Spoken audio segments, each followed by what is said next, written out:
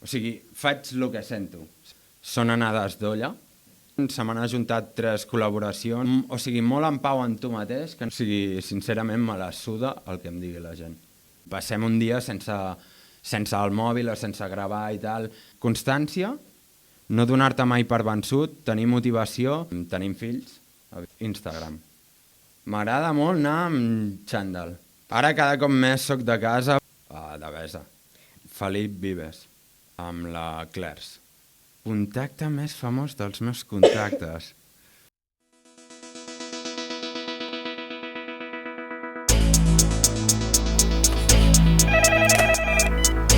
Bon dia, què vol? No, miri, no. Ara no el puc agafar, que no ho sabeu que estic a classe. Truqueu més tard. El Despatx, un podcast de Badruna Navàs que farà que vulguis tornar a estudiar. Sap què? Ara no puc en aquests moments. En tot cas, em truca més tard.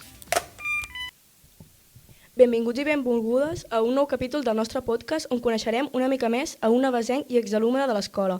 Ell és Oriol Jiménez Simó, creador de contingut i influencer, que ha sabut captivar milers de seguidors amb la seva autenticitat i energia. Bon dia, Uri.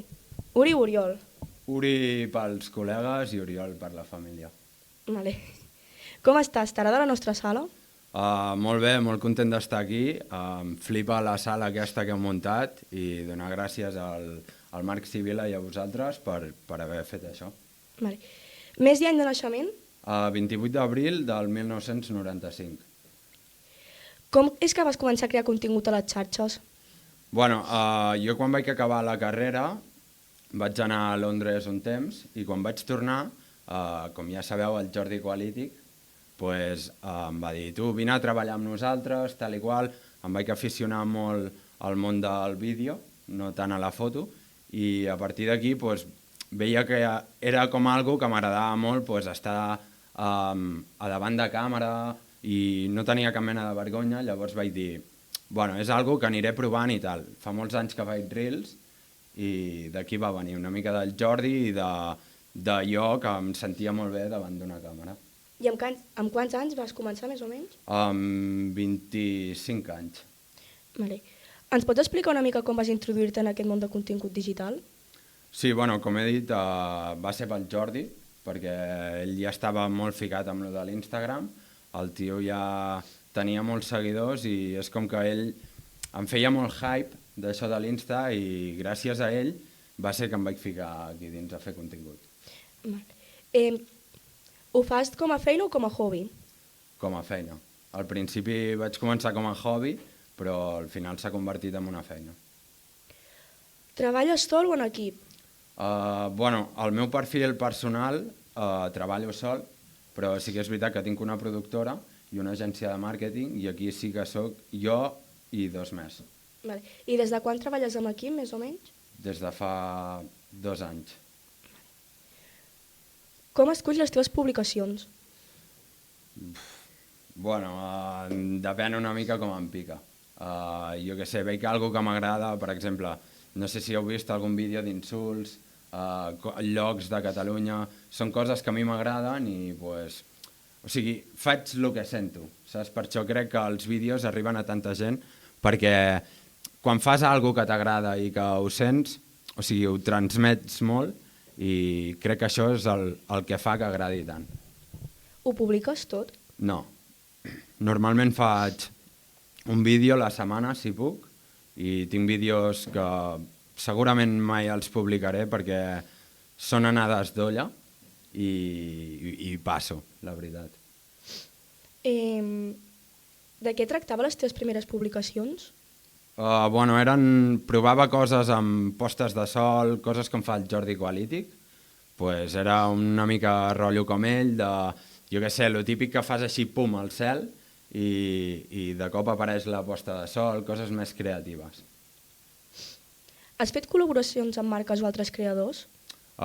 Sí, bueno, últimament se m'han ajuntat 3 col·laboracions, una d'Estrella d'Am, una d'Habitaclia i una altra de Time Out Barcelona, i la veritat és que molt bé, una mica d'estrès, perquè són marques que et diuen d'una setmana per l'altra que volen els vídeos i volen tot el contingut, i és algo que és difícil perquè, o o sigui, jo faria una cosa, però realment la marca et passa un briefing i et diuen ho has de fer així, has de seguir això, i és un pèl complicat. Amb quina col·laboració has gaudit més? Segurament amb Estrella d'Am. En quin moment del dia tens més creativitat?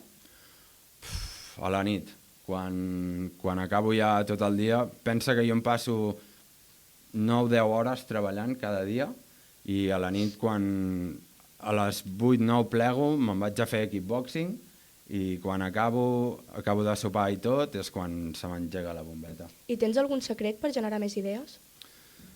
Bueno, el secret jo penso que és estar molt en pau amb tu mateix, que no hi hagi molts inputs externs i tal, estar tranquil, mirar inspo i saber fer els vídeos millor que els fa un altre.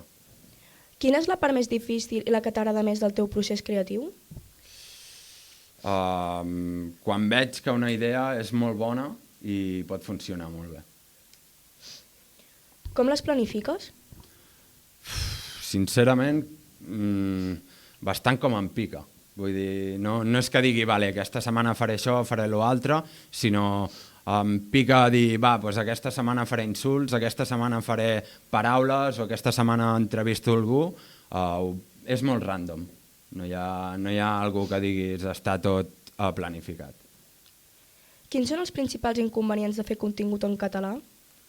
Bueno, que aviam, realment no arribes a tanta gent. Vull dir, jo, per exemple, fes el format que he fet, el fes en castellà, segurament ara tindria uns 600.000 seguidors, però clar, fent en català arriba un punt que ja per la llengua hi ha molta gent que no t'entén, d'arreu del món i tal. Llavors seria aquest, que hi ha un sostre. Reps molt comentaris negatius? Al principi sí, però és algo que m'agrada, perquè jo ja he sigut un tio que de tota la vida mai m'he achantat amb res. Llavors, quan em deien un comentari negatiu, el que feia jo era pillava aquest comentari i el responia. Total, que al final molta gent que em ficava comentaris negatius, com que han vist que jo els responia i els deixava bastant per sota terra, al final em demanaven disculpes i amb alguns ens hem fet amics i tot. A partir d'algun comentari has pensat mai en desconnectar-te de les xarxes? Mai. O sigui, sincerament me la suda el que em digui la gent. Com has creat la teva comunitat de seguidors?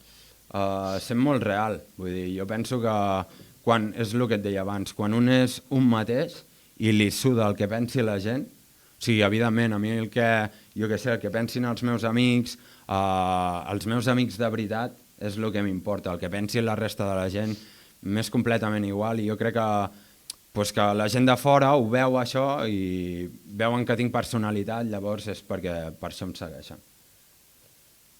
Com equilibres la teva vida personal amb la de creador de contingut? Bueno, ara ho porto una mica malament perquè inclús la meva nòvia hi ha cops que em diu hòstia, passem un dia sense el mòbil o sense gravar i tal. Estic bastant, com t'ho diria, viciat al puto mòbil i com que veig que la cosa em va bé i tal, és com difícil desconnectar. Fins ara, quin ha sigut el moment més especial que has viscut? Joder, és que n'he viscut bastants. No sé, el primer evento que em van convidar va ser com bastant especial.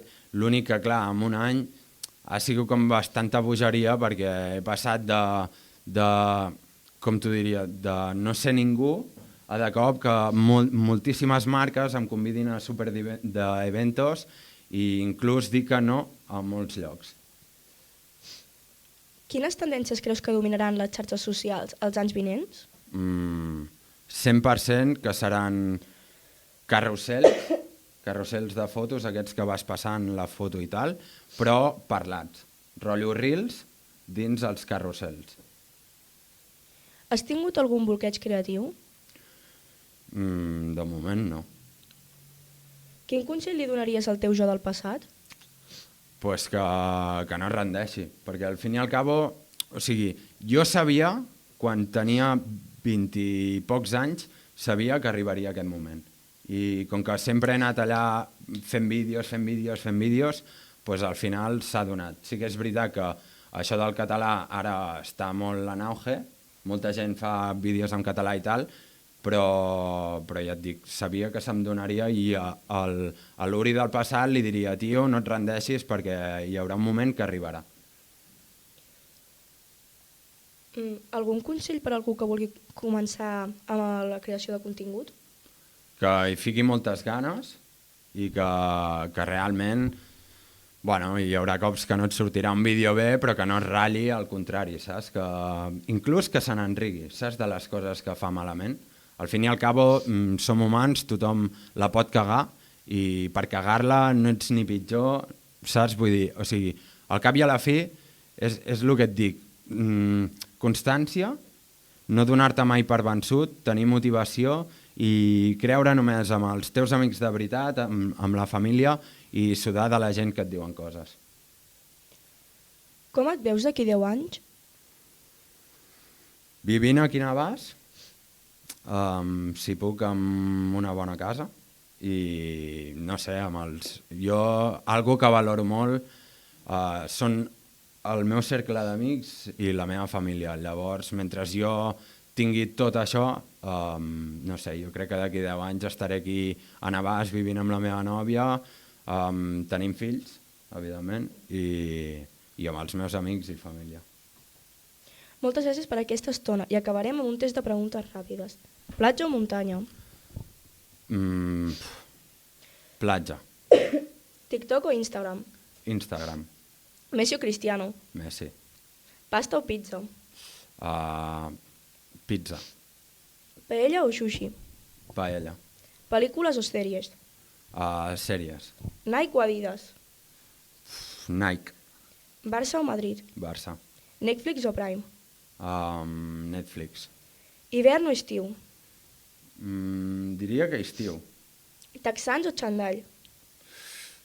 M'agrada molt anar amb xandall, però et diria que texans perquè vesteix millor. Dolç o salat? Dolç. Carn o peix? Carn. Festa o casa? Ara cada cop més soc de casa, però havia sortit moltíssim i m'ho havia passat molt bé. Ara diré casa. Fa 5 anys t'hagués dit festa 100%. Dormir o fer esport? Fer esport. Devesa o pavelló blau? Devesa. Navàs o Porreig? Navàs. Estudiar o treballar? Treballar. Llegir o escriure? Llegir. Gossos o gats? Gossos. Dia o nit? Dia. Contacte més famós dels teus contactes? Contacte més famós dels meus contactes.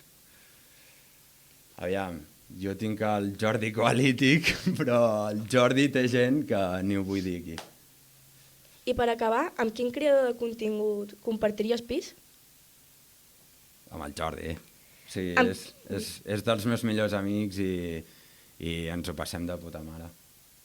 Amb quin faries d'un viatge? Felip Vives. I per últim, amb quin sortiries de festa? Amb la Clars. Doncs ara sí, moltes gràcies per aquesta estona i fer possible aquesta entrevista.